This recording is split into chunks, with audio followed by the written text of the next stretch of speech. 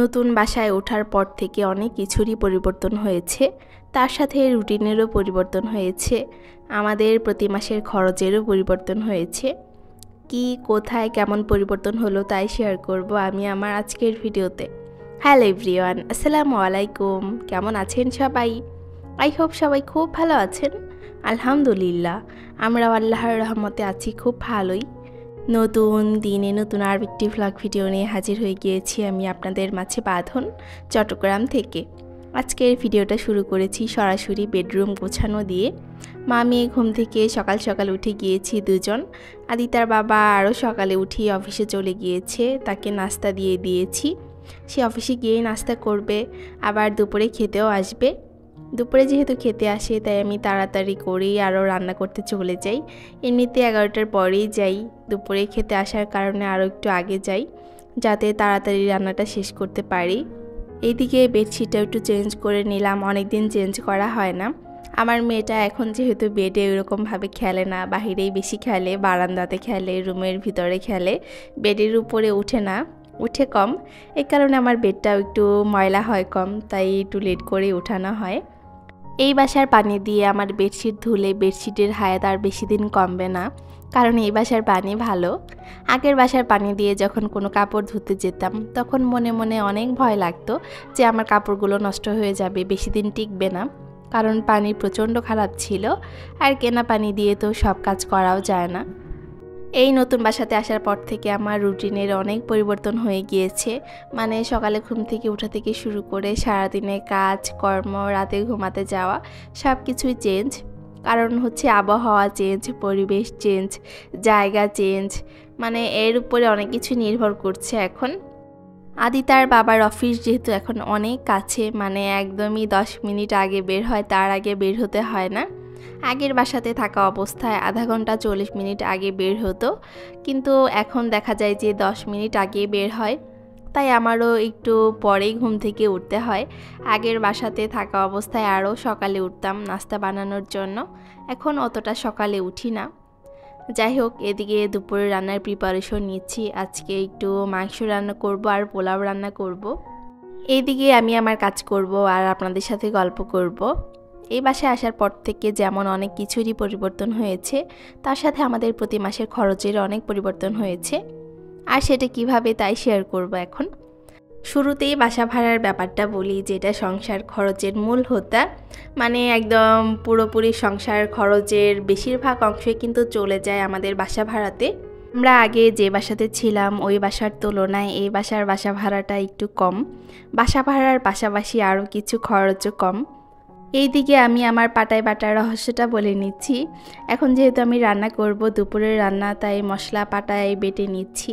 আমি যে কোনো রান্নাতেই পাটায় বাটা মশলাটাই ব্যবহার করি। আমি ফ্রিজে ডিপ ফ্রোজ করে রাখি না, রাখবো সামনে যখন রমজান আসবে তখন। কিন্তু এমনিতেই আমি দেখা যায় কি যখন রান্না করি তার আগে মশলাটা বেটে তারপর রান্না করি। আর ফ্রেশ মশলা দিয়ে রান্না করলে তার স্বাদই কিন্তু অন্যরকম হয়। আজকে রান্না করব দেশি মুরগির মাংস।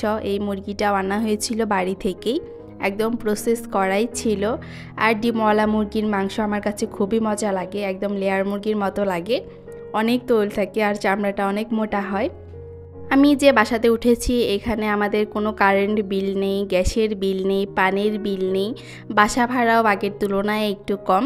এই কারণে দেখা যায় যে অনেক দিক থেকে একটু একটু করে সেভ হয় টাকা। আগে যে বাসাতে ছিলাম ওখানে ছিল সিলিন্ডার গ্যাস, যার খরচ আমাদেরই বহন করতে হতো।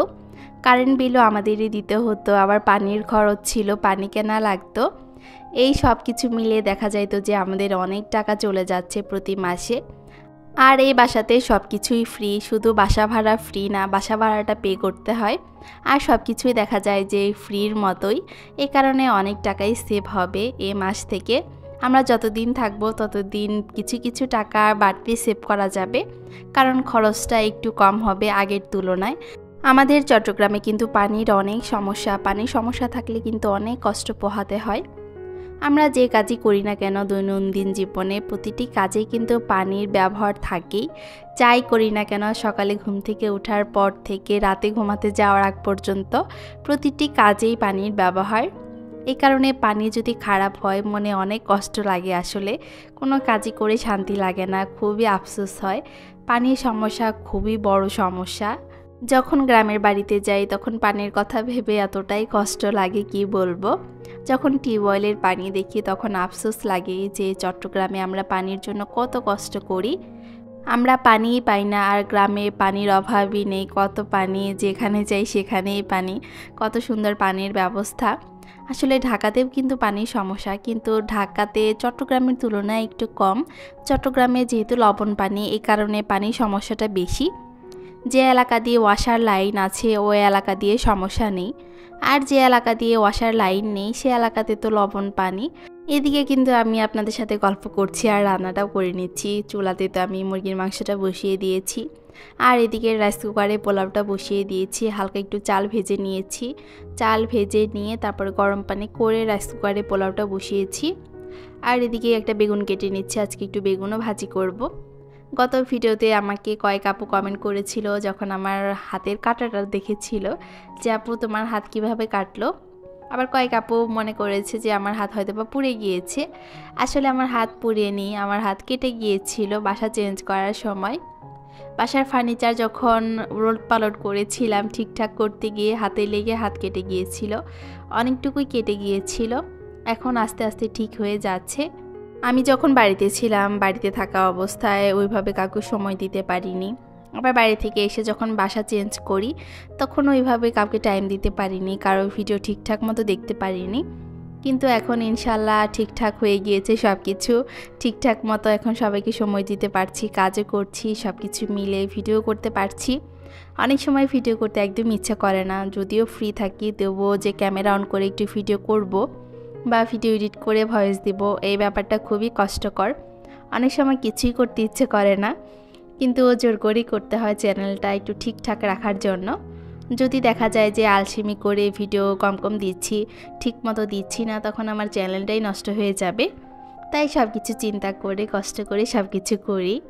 এইদিকে আমার রান্নাটাও শেষ, এখন আমার মেয়েটাকে খাইয়ে ঘুম পাড়িয়ে দিব। তাকে অনেক দিন পর পোলাও খাওয়াচ্ছি, ভয়েই খাওয়ানো হয় না। মাঝে মাঝে দেখা যায় কি যে গ্যাস হয়ে যায়, রাতে বমি করে, দুপুরে যদি পোলাও খাওয়াই, এই কারণে ভয়েই খাওয়াই না। আজকে ভাবলাম যে একটু খাওয়াই দেখি কি হয়। আর একটু বড়ও হয়ে গিয়েছে, এখন কিছু হবে না, আস্তে আস্তে অভ্যাস করতে হবে, তাই খাওয়াচ্ছি। তারপর মাঝখানে আর কোনো ভিডিও করা হয়নি। এটা ছিল বিকেলবেলা, আদি তার বাবা কিছু মাছ এনেছিল। এই মাছগুলো এনেছিল, এগুলা কেটে আনতে না করেছিলাম, মাছ তো এনেছিল। আর এনেছিল হচ্ছে শিং মাছ, এগুলা কাটতে হবে। শিং মাছ খেতে মজা, কিন্তু কাটতে পরিষ্কার করতে অনেক কষ্ট, কিন্তু ভালো লাগে দেখি আনা হয় সবসময়ই। শিং মাছটা আমিও পছন্দ করি, আদি তার বাবাও পছন্দ করে, তাই আনা হয়েছিল। এগুলা কেটে পরিষ্কার করে পরে বক্সে উঠিয়ে রেখে দিব। দেখা যায় কি যে জিনিসটা খেতে মজা সেই জিনিসটা তৈরি করতে বেশি কষ্ট। শিং মাছটাও কিন্তু একই রকমই, তৈরি করতে কষ্ট হয় অনেক। আদি তার বাবা তবুও আমাকে মাঝে মাঝে হেল্প করে, যখন বাজার বেশি নিয়ে আসে তখন। এই মাছটাও সে আমাকে পরিষ্কার করে দিয়েছে। ছেলে মানুষের আসলে পরিষ্কার করা ওইভাবে কিন্তু মেয়েদের কাজ ঠিকঠাক মতো করতে পারে না, তবুও চেষ্টা করেছে, এটাই অনেক। এদিকে আটা শেষ হয়ে গিয়েছিল, আটাটা উঠিয়ে নিয়েছি। আর আমার আটা এখন বেশি একটা লাগে না। দিদার বাবাকে রুটি মাঝে মাঝে দিই, আবার নুডলস দিই, সাথে অন্য নাস্তাও দিই।